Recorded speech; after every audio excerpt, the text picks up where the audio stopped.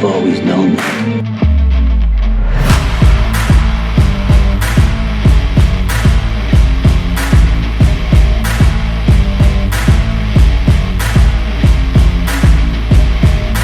Drop the gun and get on the ground.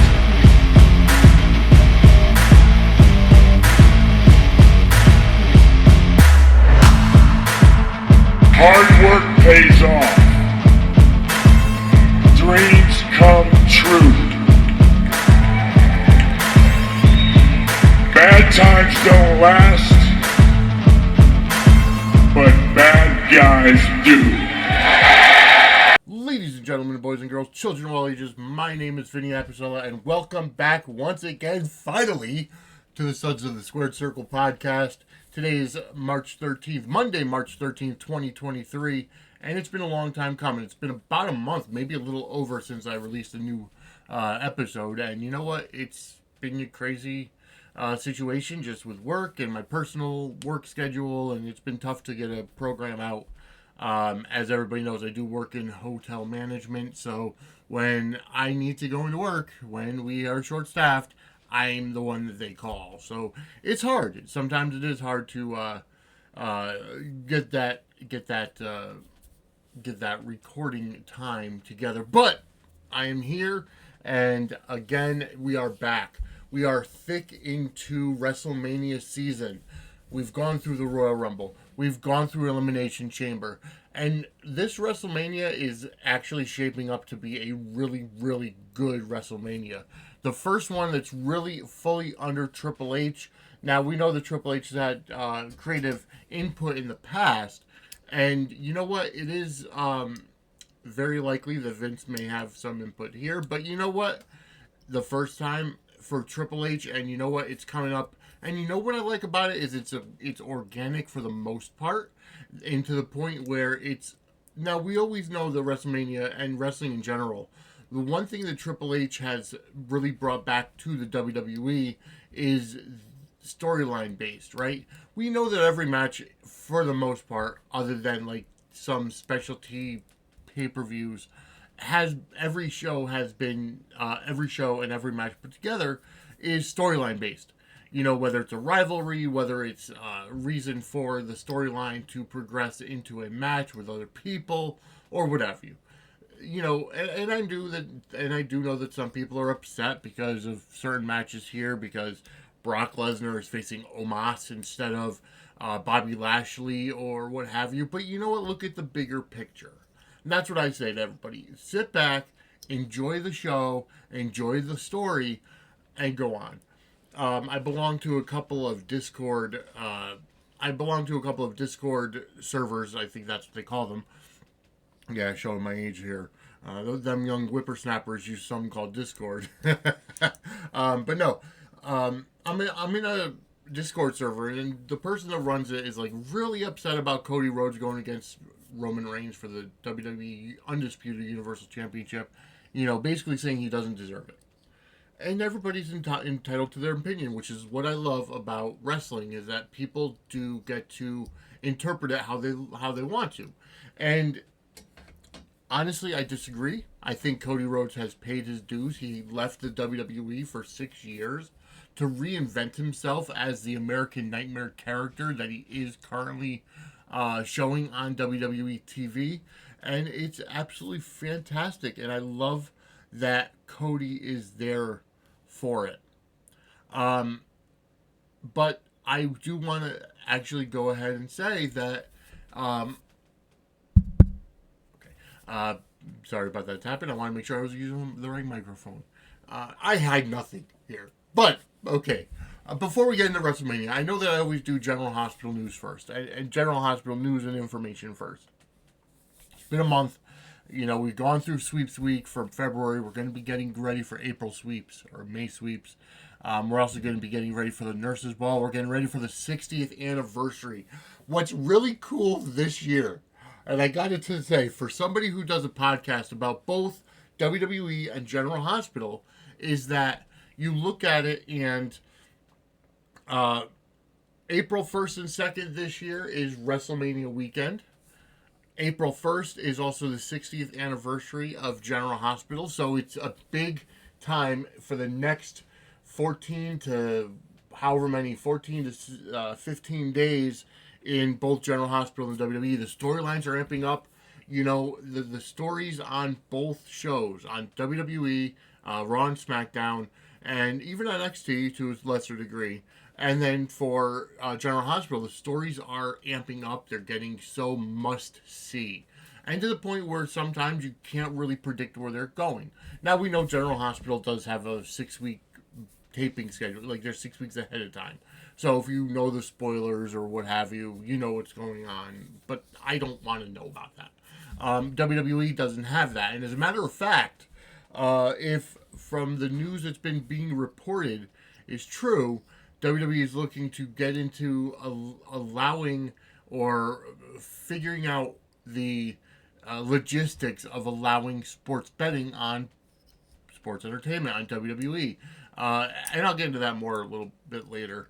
Eric Bischoff just did an entire episode of Strictly Business about it with somebody who is actually in the sports betting lifestyle, job, career, and how it may or may not be likely. But with that said, let's get on to some General Hospital news notes. But before we do, and I know I'm going to keep giving you those cliffhangers, I'm going to be doing a giveaway for the next 6 weeks.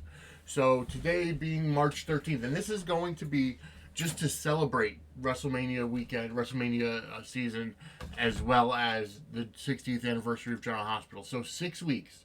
So for this week being the March 13th, then March 20th, March 27th, April 3rd, April 10th, April 17th, until April 22nd, because I'm going to give everybody a week, right? So going from now until April 22nd, and with the last giveaway announced of that April 24th, okay?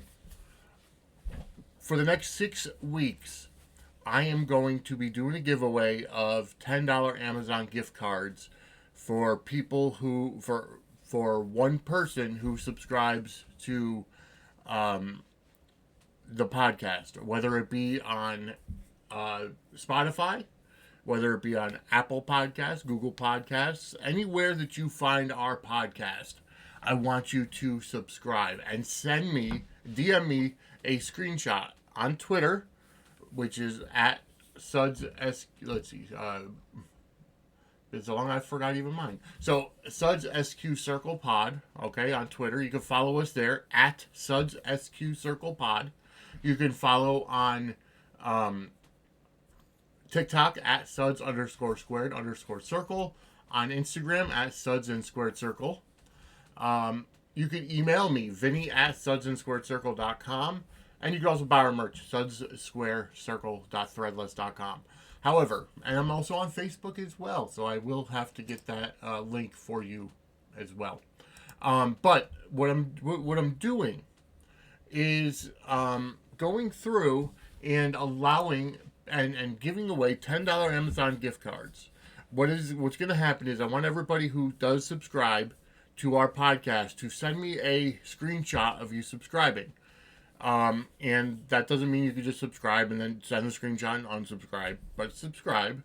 And, or if you already are subscribed, leave us a 5-star review on Apple Podcasts or Spotify or wherever else you find the show. And send me a screenshot of that.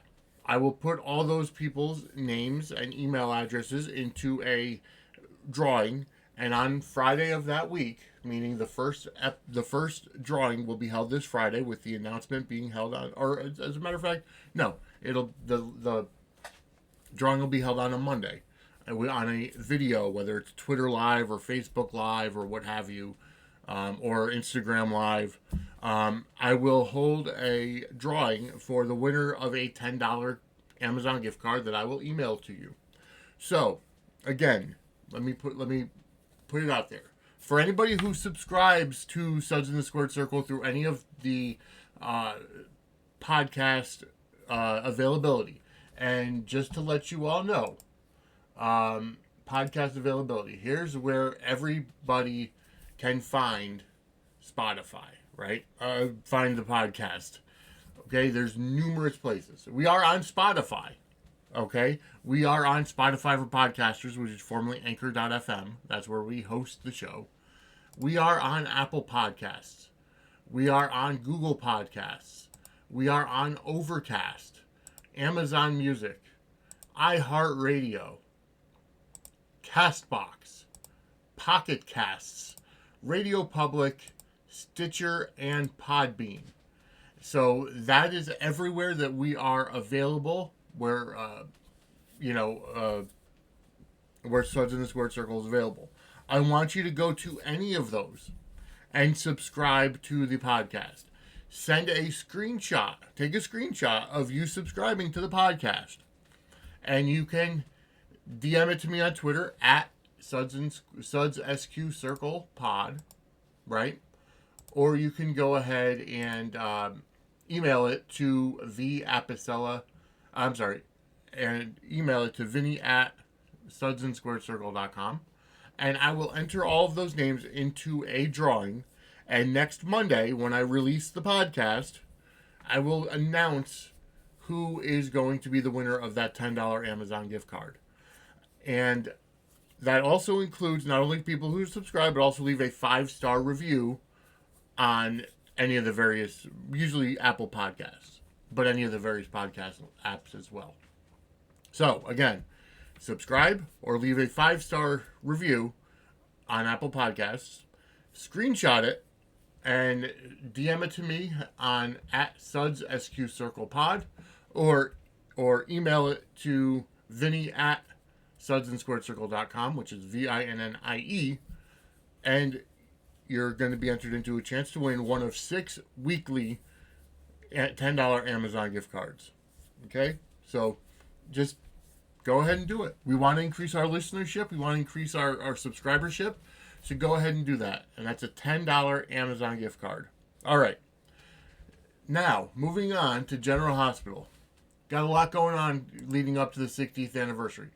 Do we think that we're going to finally find out that Luke is not dead for the 60th anniversary? We know something big is going on. And I know that from all intents and purposes, Victor Castine is going to get his own on the 60th anniversary, or for that 60th anniversary, around the Nurses' Ball time, right? They finally planted the seeds. They finally went ahead and put Maxie in charge of it, right? Putting Maxie in charge of the Nurses' Ball, since Lucy is still, quote unquote, dead, because she's hiding out at the safe house with Anna and Valentine. Although Anna and Valentine did go ahead and spook Eileen Ashby, the deputy mayor, knowing that she's involved with Victor, and they kind of took her and said, "Listen, we're both alive and well, and you're gonna help us get Victor." So she gets into bed with Victor, and she says, "Bring me into the loop." And again, it's all hokey, right? Because Victor is being smart enough; he's gonna see through it, especially when you have somebody who works for you, right? Who you've had a relationship with, and you hold it kind of arm's length, and you're the one that says, "Hey, you know what? I'm gonna need this. I want to meet." But then if somebody goes to step a little bit past their boundaries, right, and step a little bit overstep, he's gonna see through it, and she's gonna be a victim. I can guarantee you that. But I think that Victor's gonna get his, and it's gonna be really good and satisfying. It's gonna come out that Luke is not dead and he's alive. I hope they can get Anthony Gary back. I really do, even for a 1-episode cameo, right? Just to say, hey, I'm here. That could be his retirement angle, right? He's already been retired, right? He's already been retired for the past number of years. He came back briefly for Tracy to retire. Only Tracy's coming back. And Tracy will be back for the 60th anniversary. She already shot her seeds. Also, from what I heard, Holly is coming back as well. I've heard somebody said that she was put on contract due to the credits on Friday's show. I didn't see it. I apologize, but somebody did say that Holly was also put back. Emma Samms was put back on contract. So I'm not sure if that's the case or not. I'm not sure if that's true, but either way, they're bringing a lot of the veterans back, right? Which is something that I really like about General Hospitals. They will bring veterans in. Now they do have to get the younger talent up. It's just like wrestling, right? You see, coming up at WrestleMania, you see Brock Lesnar facing Omos, and you see John Cena facing Austin Theory. Okay, I don't expect either Brock or John Cena to win at WrestleMania because they're going to give the rub to the younger talent, right? In this case, you bring back the veterans. And General Hospital has been veteran heavy for the past couple of years, right? Because you have Scott Baldwin, Ken Shriner on canvas. You have Victor Cassadine on canvas. It's not the original Victor, right? But either way, he's a veteran actor. He's a veteran legacy character. Okay. You still have Sonny there. You have Jeannie Francis there. Laura Collins. And they just brought back Heather Weber for a brief run, 5-month contract or whatever it was. She said her contract is over, so she's heading back to Darkham after being revealed as a hook killer, which to me was like a fart in church. I'm sorry, but revealing that Heather Weber was a Port Charles hooker was just not great. I'm sorry, I did not like that. How it came as that, right? They could have used that as someone else. Who is that?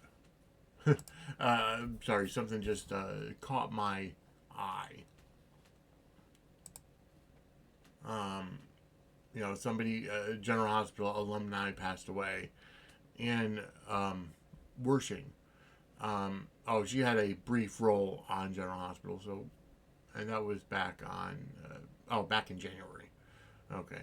I apologize. Something caught my eye. Anyways, with that said, I don't foresee, I don't foresee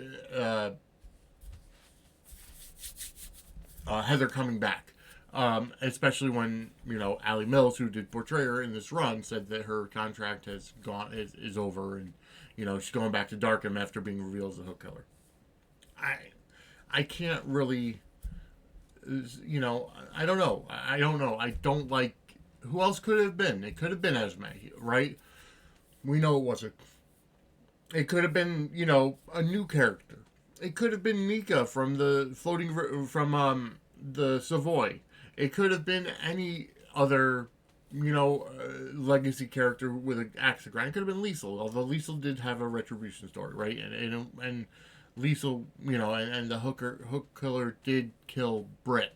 So, the fact that it's now Heather, and Heather saying that she hooked Nicholas, that's where it's going to be a little tricky, because Nicholas was never confirmed as being hooked, even though we know that he did get hooked, but that we all thought that was Esme.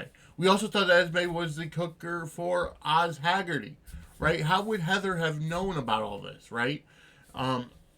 We don't know. Like, Heather wasn't even on the canvas at this point in time. So we don't know. We don't know why or how this came to be, or why they came up with that idea. Maybe, in my opinion, and I think I said this on a previous episode, was that it was one of those things where plans changed, pal, right? We know that Vince McMahon is notorious for changing his plans and stuff because of a certain storyline doesn't work out. And maybe that's what this was about. Was it always supposed to be Heather Weber? I highly doubt that, but I can't guarantee yes or no because I'm not in the writer's room. I'm not the executive producer. I'm not Frank Valentini. I'm not somebody who gets paid to write for a soap opera. I could, but I also don't have that degree in creative writing.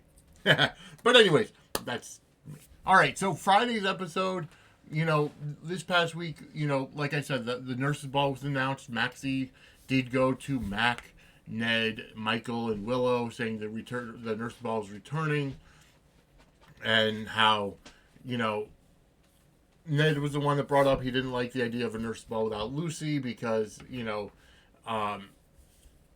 she's the one that always put it together, but because it's 60 years of the hospital's presence in the community, it was a big event. Michael asked Ned and Maxie asked Ned and Michael to help with the financing of the nurses' ball. They both agreed. Maxie thanked them. She also wants Michael to perform. And Michael did accept after some prodding by Willow.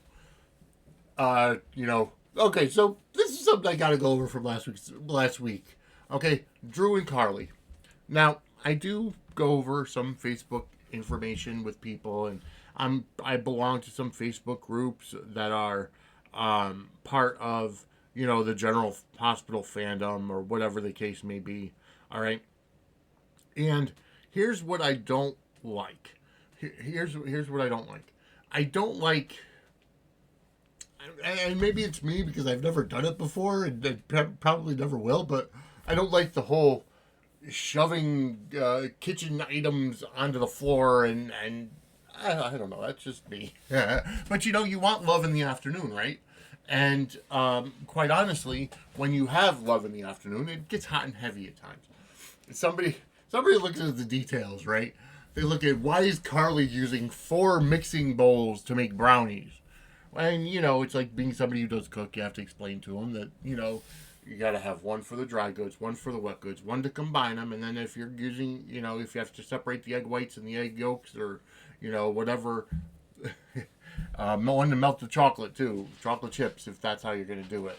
I don't know. That story in itself is crazy, right? Because it's almost like, and I know that they didn't want to purposely do this, right? To have Drew specifically take over Jason's role, right? But Drew and Carly were never that close back when Billy Miller was portraying Drew, right? And I know with the new actor comes new character traits and new chemistry, and with different people. And I guess that Cameron Matheson never really had that great of chemistry with Kelly Monaco. Although Kelly Monaco has chemistry with just about anybody. She's a fantastic actress, and she helps to bring people to their best, in my opinion. And I guess one of the biggest things between Cameron Matheson portraying Drew is that it's a different character, right? Because you got to think about it. Outside of Drew and Curtis's friendship, which I almost forgot that they were so close as friends until Curtis got married and Drew was his best man. And I know a lot of people said that because they really haven't been nurturing that friendship. Outside of those two, who else is in Drew's life still that was there on canvas that he really interacted with? Franco is gone, right? Also, Kim Nero is gone. Oscar's gone. Sam is there. Sam was Scout, which is good. He's stepping up. He wants to be part of Scout's life, which is great. And Scout was the one that kept him alive while he was being imprisoned in the Middle East or Greece or wherever he was. And I get that, which is great. But outside of that, Drew was never a big corporate guy, right? Yes, he and Sam started Aurora, which is good. But he was never an ELQ person. He knew he was part Quartermain, but he was never big into the ELQ business, and now it's like he is, and it's like, I don't know, is he corporate Drew all of a sudden? I don't know. I don't understand that character transformation, right? But regardless, Drew and Carly had their tryst in the kitchen, and how they want to go public now, but they're still afraid of the SEC, and how Carly could have been caught for insider trading. Hell, same thing that Martha Stewart went to prison for, or Carly could go to prison for. And I'm glad they brought it up, but it's like nobody is really looking into it. Now, here's the thing where it might be a little it's fuzzy, right? Michael, being Carly's son, he would say, yeah, my goal is to buy ELQ or merge Aurora with ELQ. And then, she buys all that stock in Aurora.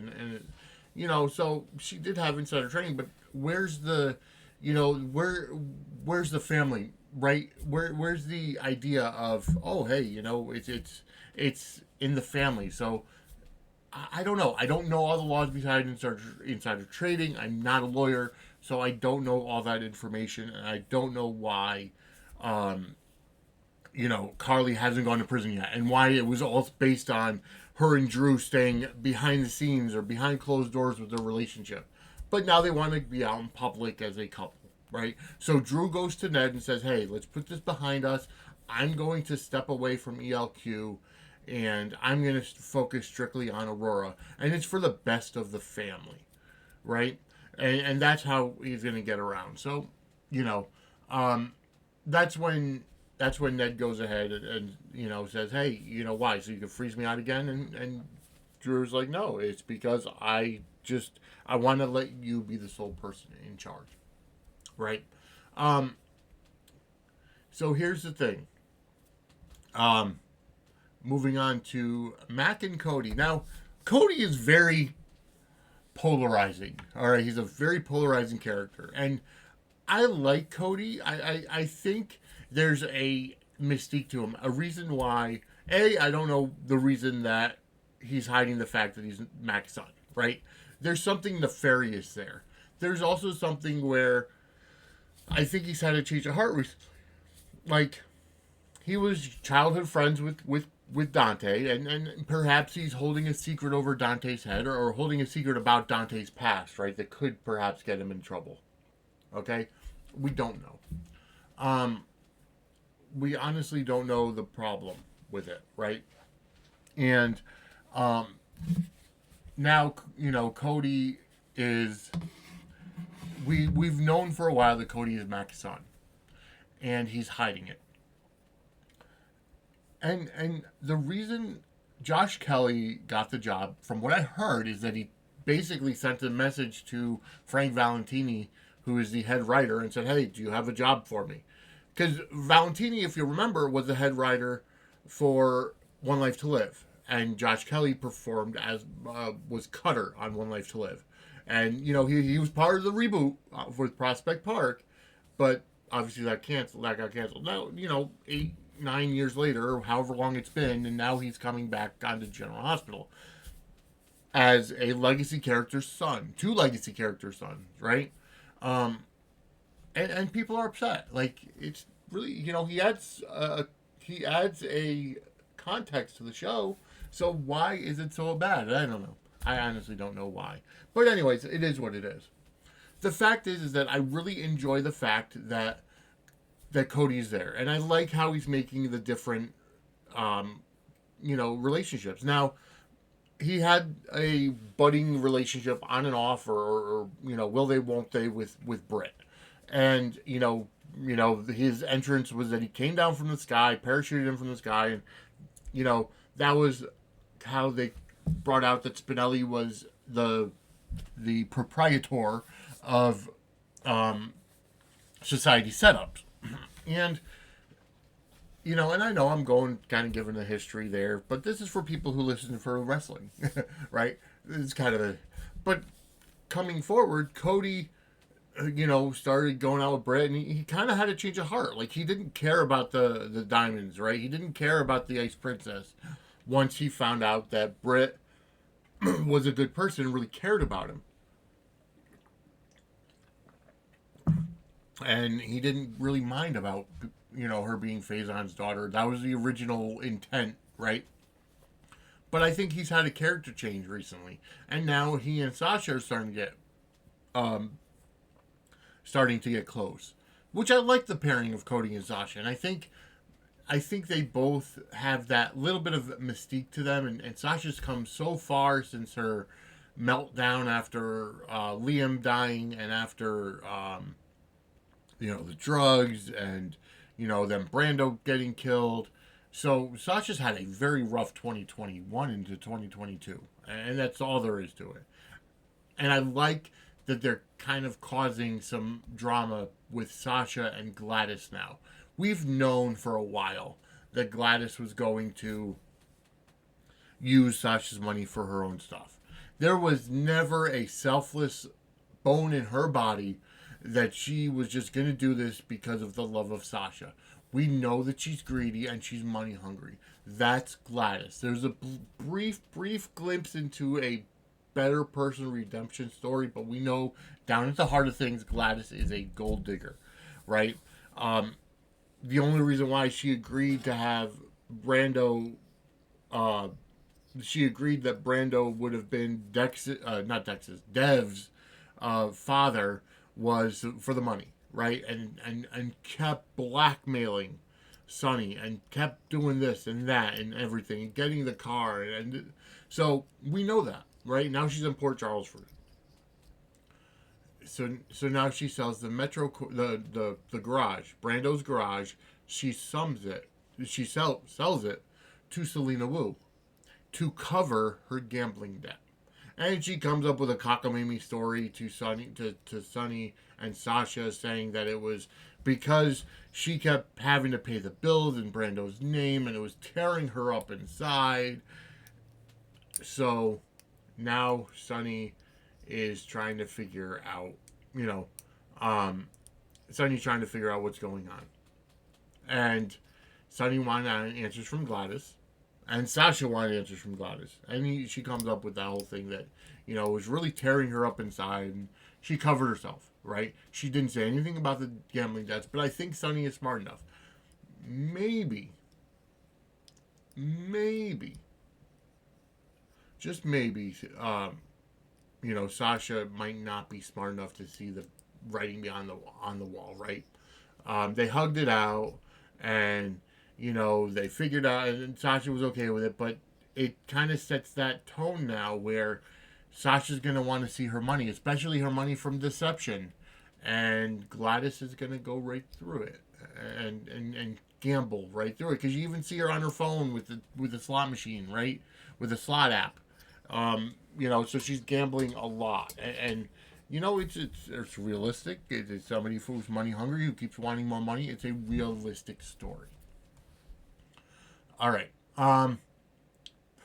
Going back to Cody for a second, I saw a message, or I saw a post on Facebook of somebody who's just getting into General Hospital now, and they said they've never seen a stable as nice as the Quartermain stable. Well, when you have, when you own $1 billion company, $1 billion international company, you have the money, you can make a stable that looks like a house, where the horse literally looks like he could be in a bedroom, which is absolutely funny in my opinion, but you know what, it is what it is.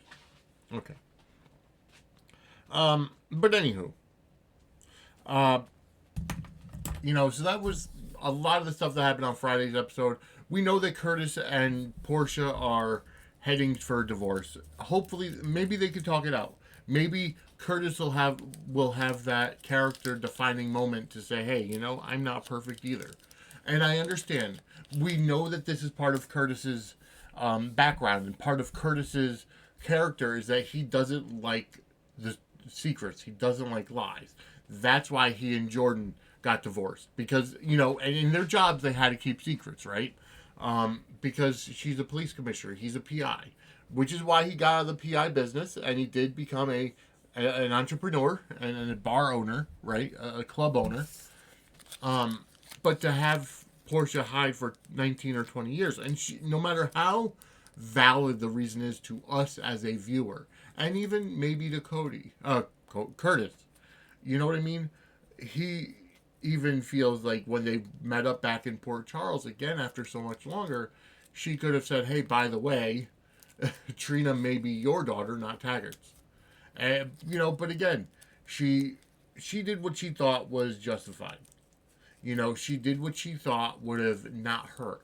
Now, Taggart, to his credit, basically went to Trina and said, hey, no matter what, I'm your dad. Whether or not the, genetics are there, whether or not the DNA is there, I'm your dad. And I also like the fact that Portia, he told Portia, said, yeah, there was always that possibility. I knew about the affair, but why didn't you come clean about it? I will always be her father, but you could have, been upfront about it. I jokingly made a text on Twitter and a tweet that said that replied to actually the 10th floor put out a tweet about the Taggart and Curtis and their hopefully they don't have a feud over Trina, and I said, yeah, let's get Vince Russo to book it, and it's going to be Trina on a pole match, Taggart versus Curtis. Because of course I relate everything to wrestling and soap operas. But I do, but somebody said, and he replied to me, actually, Matt replied, saying, oh, I hope people who don't watch wrestling get the reference. Because when you talk about a woman on a pole, it has very bad connotations, but especially when it deals with paternity, right? But no, it's maybe, and even go back to WWE and how fitting it is that I bring this up.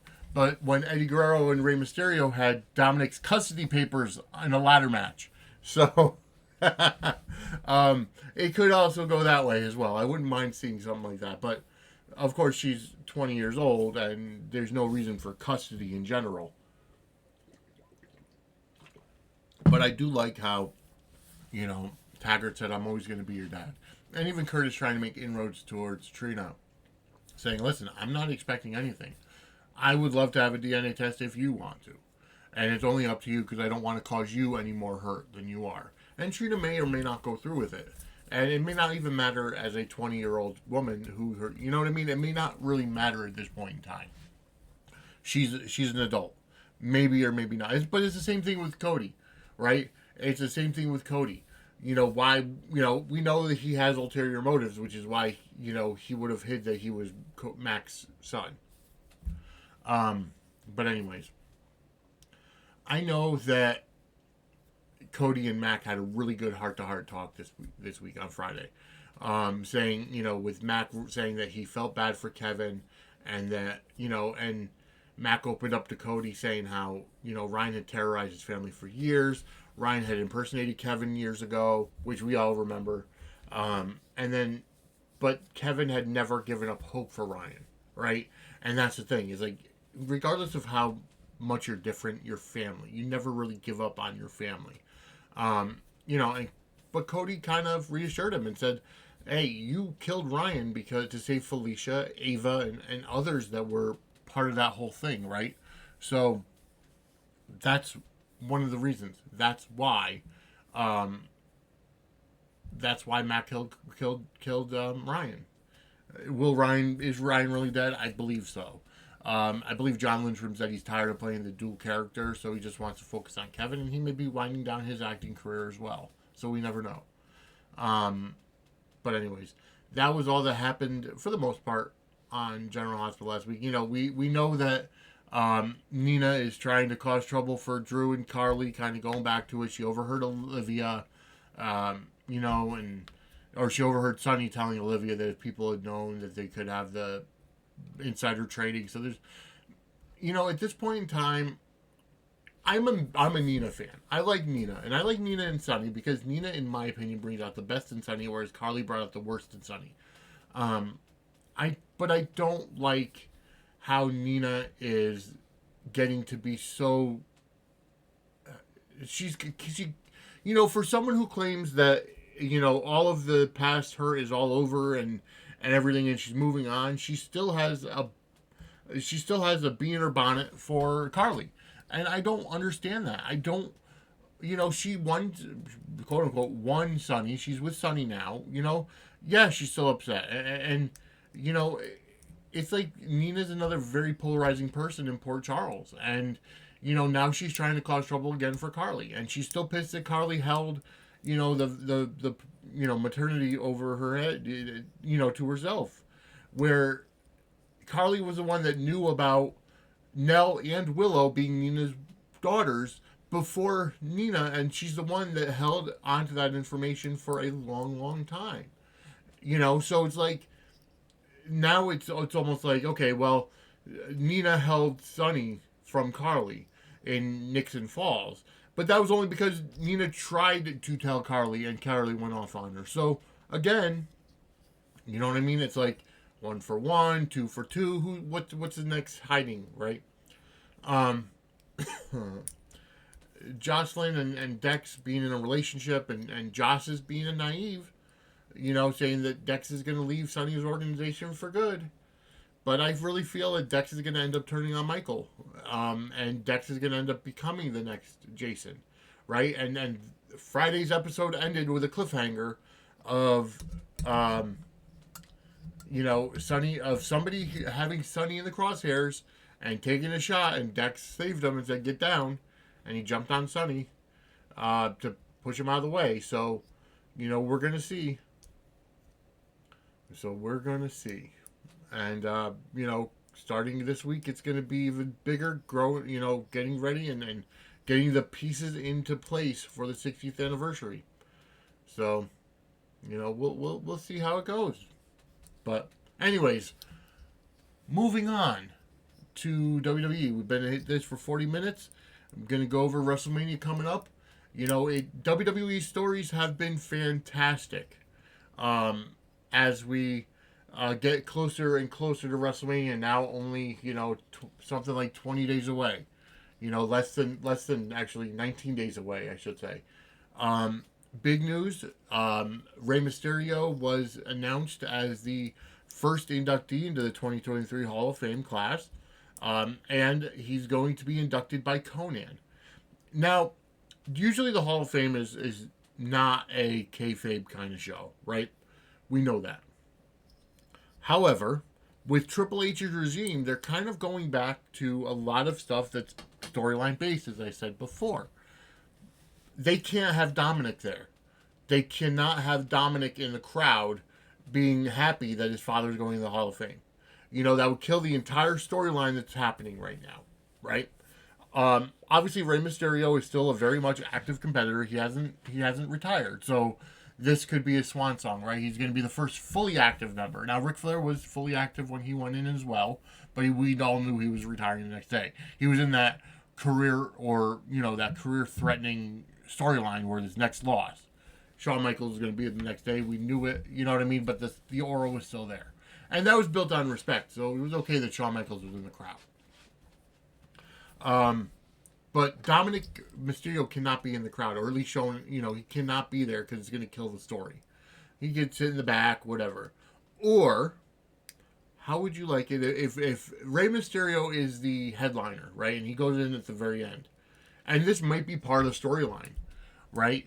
And then at the very end, Dominik comes out and he hugs him and says, "Yeah, I love you." And then all of a sudden, he turns on him and Rhea Ripley is there and Judgment Day is there. And Dominik says, "You know what? You're a has-been. I'm glad you're not going to be in the ring anymore."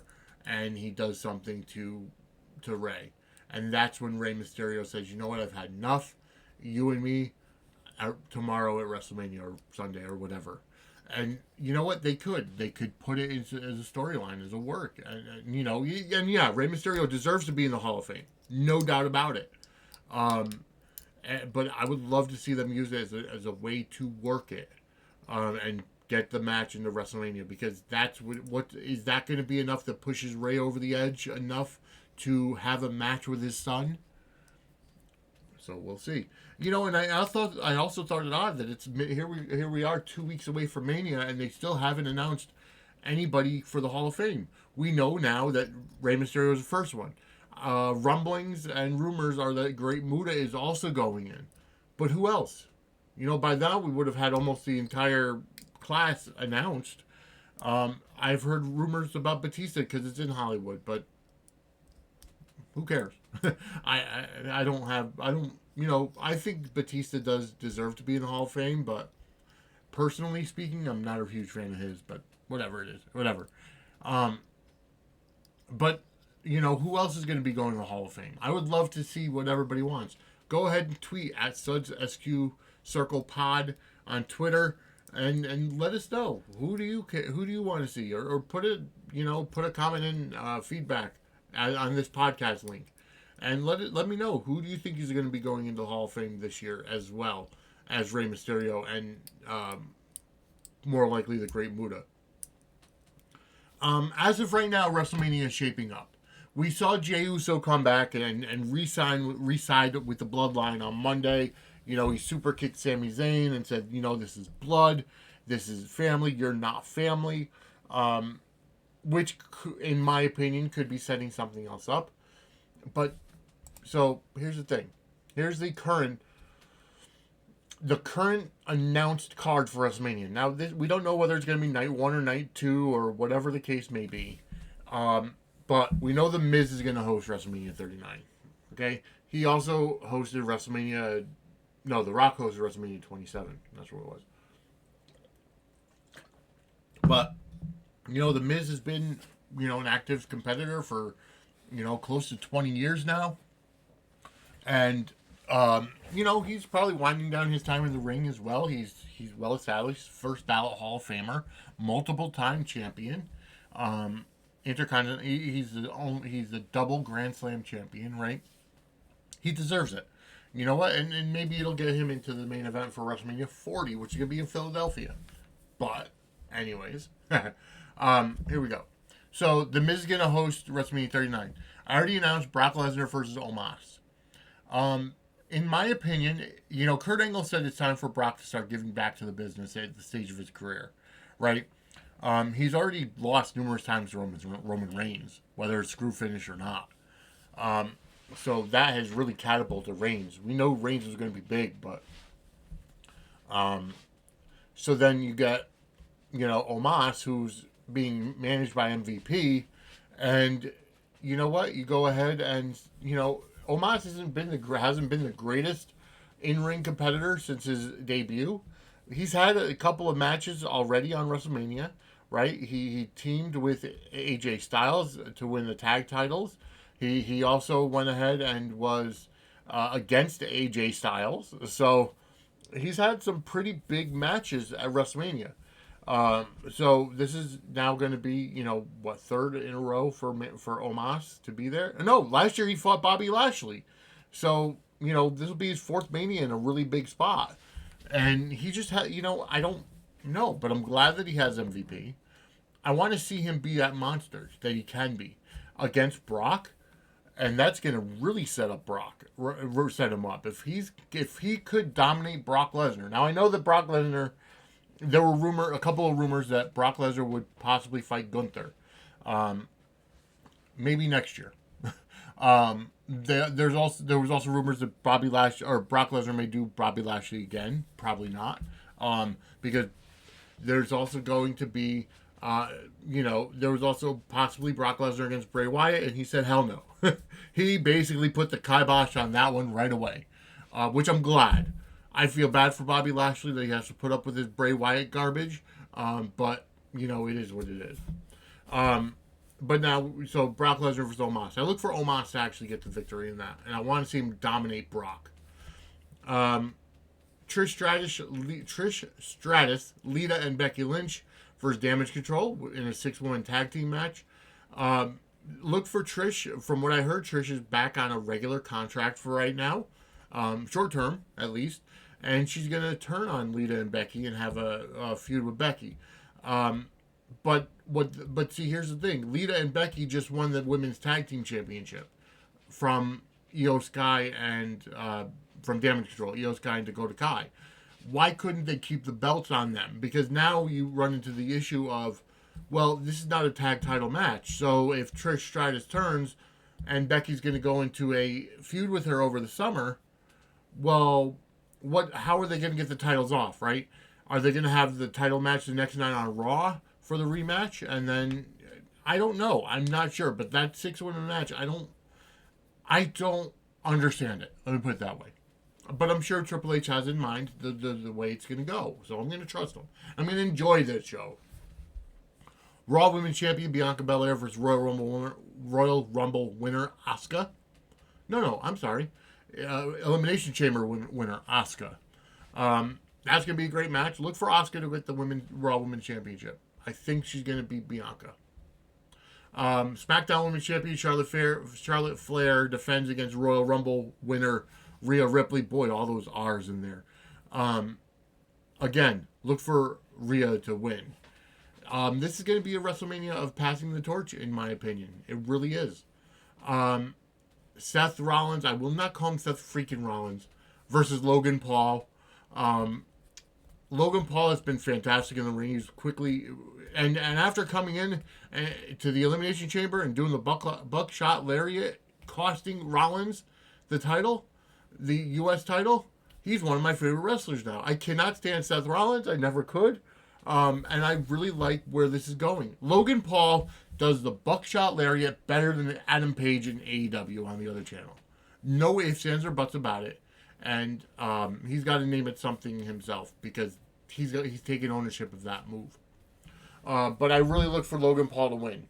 He got beat from Roman Reigns, which okay, fine. We didn't think he was actually gonna get the title. There could have been an option at some point. But I look for Logan Paul to win.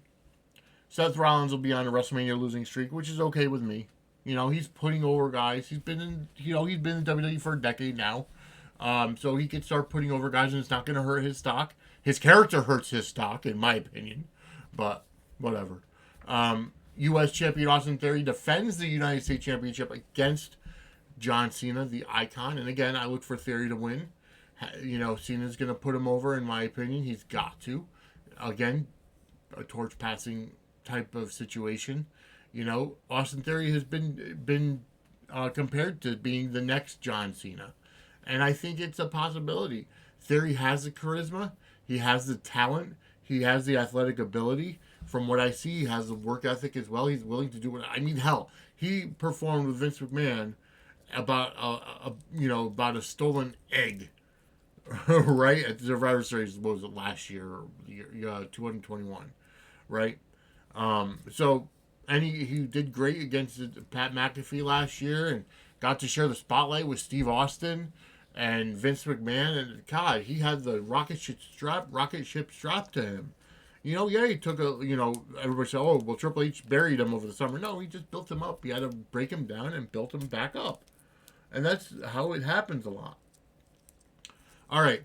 And then, again, we know that undisputed WWE Universal Champion Roman Reigns defends against Cody Rhodes. I look for Cody to win. Is it going to be because of the end of the bloodline? Could it be The Rock coming out? We know The Rock said he couldn't get into ring shape, which is why he couldn't face Roman Reigns at WrestleMania, right? But he never said that he couldn't appear at WrestleMania. So could The Rock come out and help Cody win the championship and say, hey, I'm the real head of the table? And then that starts the build for WrestleMania 40? Possibly. Could it be the Uso, Jimmy and Jay, or Jey Uso that gets involved, or Sami Zayn? We still don't know where that's going because, as of right now, Kevin Owens is refusing to be on the same side as Sami Zayn, saying, hey, you turned your back on me for them. I do this alone. But we did see a little bit of a nugget to Cody Rhodes talking to Kevin Owens last week in a background segment, right? Where we don't know what they were actually saying, but they were talking. So could Cody Rhodes kind of be that glue, bring Kevin Owens and Sami Zayn back together to take on the Usos, Jimmy and Jay, for the undisputed tag team championships? Which I'm actually digging the fact of having undisputed tag title. You know what I mean?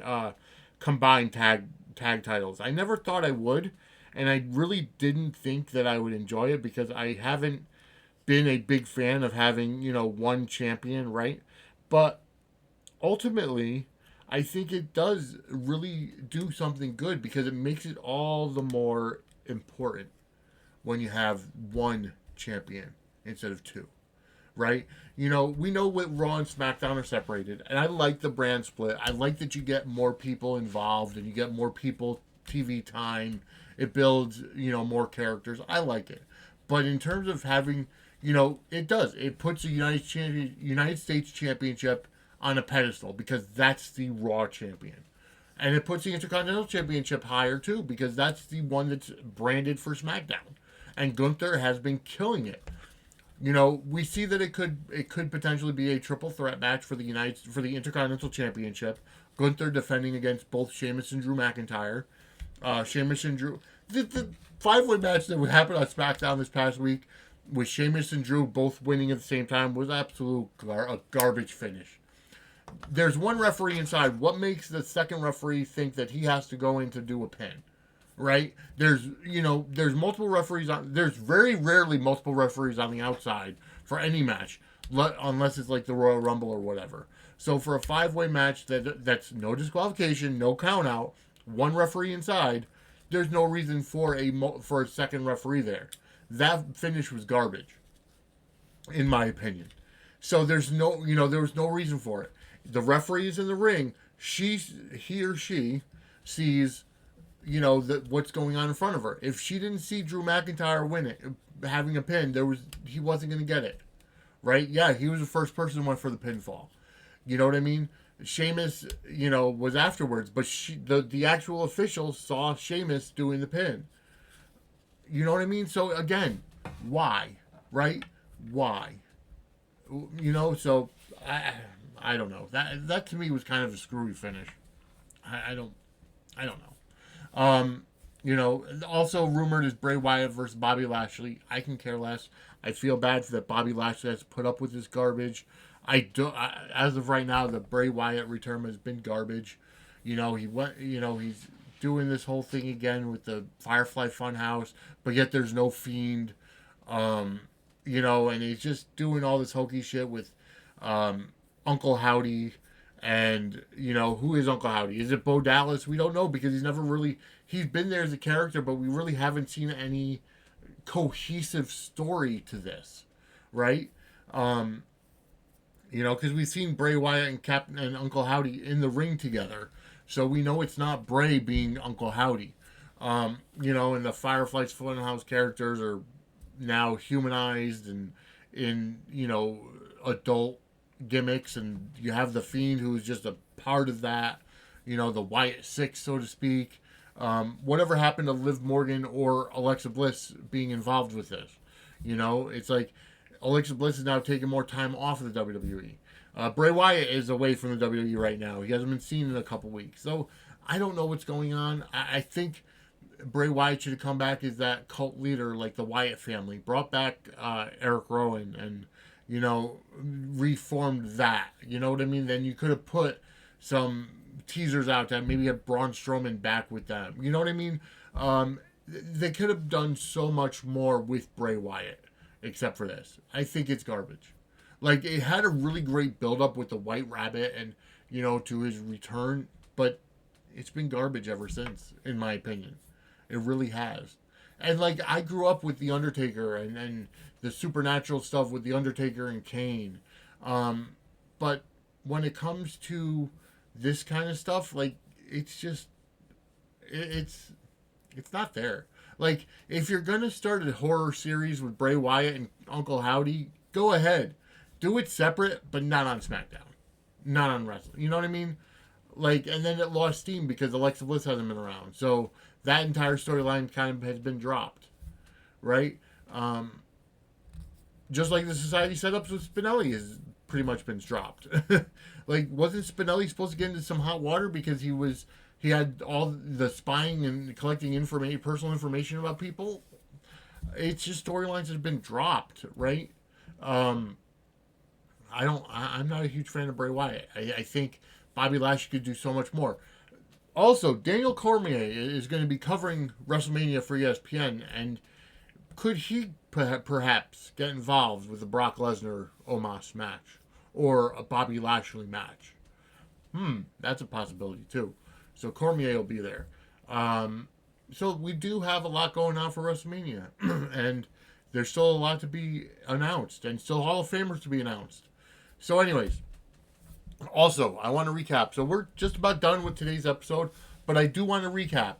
For the next 6 weeks, every week I'm going to pick one winner of an Amazon gift card. In order to gain an entry to win, you have to subscribe to Suds in the Squared Circle wherever you find your favorite podcast, whether it's Spotify for podcasters, which was Anchor, Apple Podcasts, Google Podcasts, Stitcher, anywhere you find Suds in the Squared Circle. Send a screenshot, either DM at Suds SQ Pod, Suds SQ Circle Pod on Twitter. Or you can email me, Vinnie at VINNIE at sudsandsquaredcircle.com. Send me the screenshot and I'll enter you into that week's drawing. Each drawing will happen for the next 6 Mondays that I do an episode on each episode, and I'll probably do a live feed on Twitter or Instagram or TikTok. So, anyways, again, follow me on Twitter at @TheApicella_Suds. You can follow follow the show, the Suds in the Squared Circle, on Twitter at Suds SQ Circle Pod. Follow on TikTok at Suds_squared_circle. Follow on Instagram at Suds and Squared Circle. You can also email me, Vinny at sudsandsquaredcircle.com. Visit our website, which is www.sudsandsquaredcircle.com. Buy our merch, sudssquarecircle.threadless.com. You can also follow on Facebook. Just look up Suds and Squared Circle. You can follow it and be part of the Sportswire fan base on there as well. But thank you so much for being a listener to the Suds in the Squared Circle. And please, I want to give out these $10 gift cards. So go ahead and do those entries. Subscribe. Also, 5-star reviews on Apple Podcasts will gain you an entry as well. Thank you for listening. I'm Vinny Apicella, and we'll see you next week on the Suds and the Squared Circle podcast.